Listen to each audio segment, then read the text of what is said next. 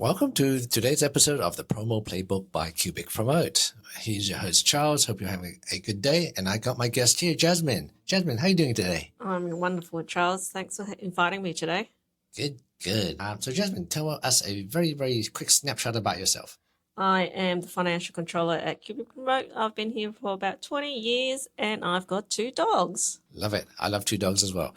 So we're going to be talking about all things marketing. So to kick things off, I'm going to start off with the grand statement that in 2026, in August 28th of 2026, the new marketing mix is a mix of AI discovery, automation, and real-world offline advertising. Things that are tangible. Might I add, things that are tangible such as promotional items and custom-printed uniforms, obviously a specialty of ourselves. But with marketing, a lot happens online and offline. So what resonates more with you, Jasmine, online or offline? Okay, so did you know that GPT now does GPT advertising? And as of a week or 2 ago, you can now officially add your company into GPT to advertise your products and services.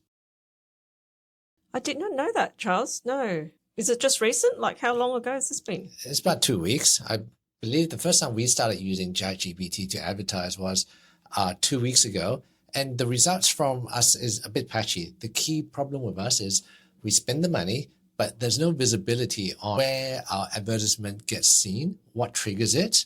And it's almost like a black hole. So you're throwing money into a black hole and you don't see enough metrics. So it seems to be early beta stages. So how about you personally? If you saw a recommendation by AI from ChatGPT and then you saw some ads, how would you feel about that? And how would you feel about that more importantly compared to the traditional source, which is, let's face it, Google AdWords? Which one would you choose? Which one would you prefer and why? I would be curious and I'll probably click into it and check it out. Probably wouldn't want to be exposed too much to it because I am paying for my ChatGPT subscription, and because I'm paying for it, I don't want to be thrown with too much ads in my face. I think with Google, because I'm using it for free, I feel that it's a fair deal that there are ads to the side. But I would probably, I will click into it and check it out. Now, that's a good point because for obvious reasons, if you're paying for something, you feel that you bought yourself the privilege not to be exposed to ChatGPT ads. Yeah, I never thought about that. Yes. I for one reckon that ChatGPT ads will not find the audience that Sam Altman is potentially looking for, because there's one key difference between ChatGPT ads as well as Google AdWords ads. And the key difference is this. The Google ads allow you to scroll and have a sense of self-discovery. And so every time you have your carousel of images, they're all paid advertisements, but you feel a sense of control. If you're searching for a blue t-shirt, for example, well, not all blue t-shirts are the same. Some are more boxier, some are less boxier, some are light blue, some are dark blue. And the carousels allow you to do that. Also, when you scroll through the snippets, you also have the ability to control which ones you want to read and engage with. You don't get that scrolling advantage with ChatGPT. You either get an ad for potentially 2 or 3 ads, but you don't have a sense of self-discovery. And for that reason, I actually think that ads would never take off in ChatGPT. So yeah, for a couple of user experience reasons, I don't think it would take off. Okay. Since this is a topic about online and offline advertisements, physical advertisements. So here I've got some statistics that I'm going to randomly, that I came across about physical events specifically. So we recently did a physical event ourselves in our business. We were at a trade show, we had a booth, but apparently we're not alone in utilizing a physical trade show to advertise. According to this data company called EventTrack in 2026, they found that 98% of trade show marketers, people that hold trade show booths in exhibitions, say that ROI is either steady year on year or increasing, and it's certainly not decreasing. So you're getting more return on investments by having physical conversations with customers.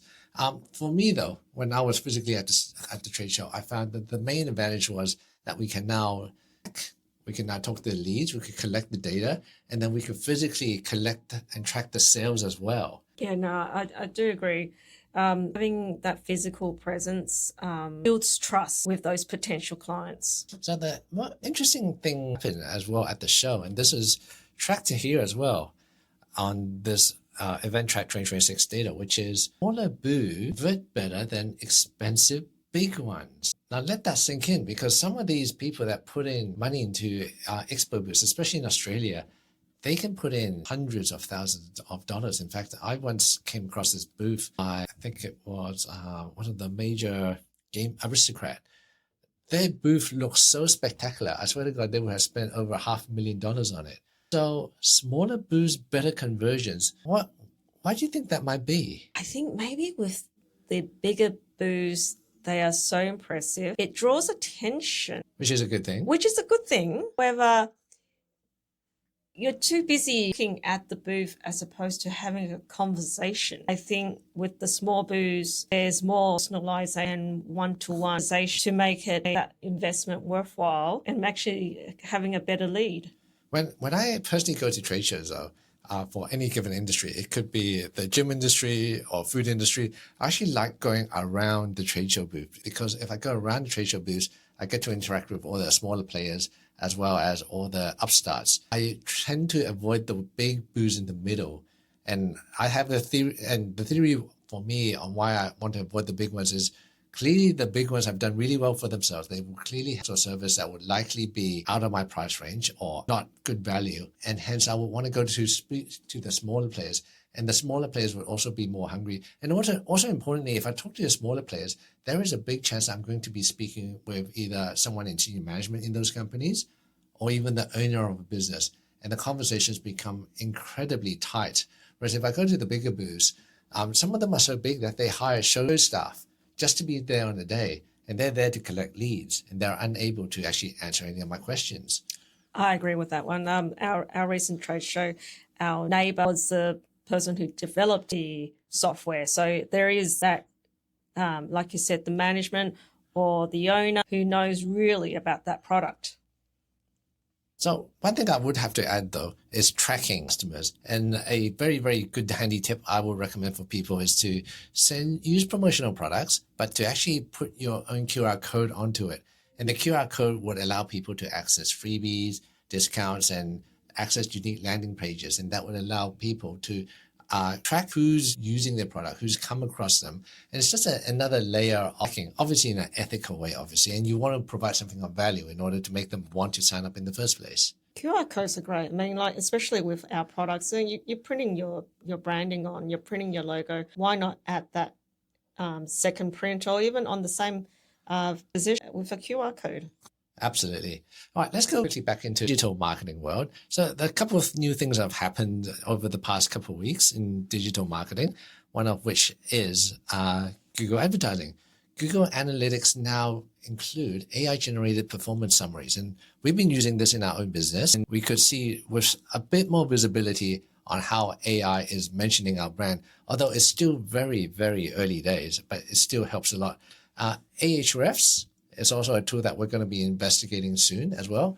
They launched a new product called Letaido, Letaido. It's an AI marketing workspace that can monitor our websites, your own website that is, our competitors, and AI visibility. So a lot of reporting is now going to be done through these new apps, which makes marketing more like programming and more like kind of managing systems as opposed to anything that's creative. How do you feel about that? I think it'll be very interesting to see, Charles. I mean, I use Claude myself. I use it from a reporting point of view. It does a great job. So, yeah, I'd like to see more of it. Great. Okay, well, that wraps up for today's show. Please stay tuned for the next episode, which will release next Friday. And thank you so much for listening to the Promo Playbook by Cubic Promote.